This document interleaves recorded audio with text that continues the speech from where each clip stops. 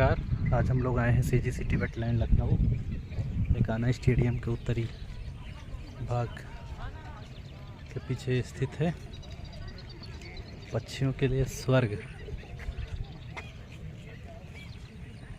Concrete का जंगल बना के इसे ख़त्म किया जा रहा है, लेकिन अभी फ़िलहाल तो काफ़ी अच्छी जगह। ये देखिए सारे पक्षी।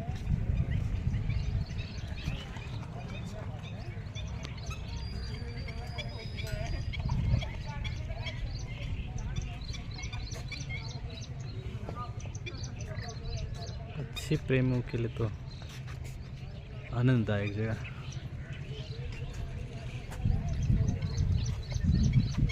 लखनऊ में अगर सुकून ढूंढ रहे हो तो इधर आ जाइए, एकदम सुकून से।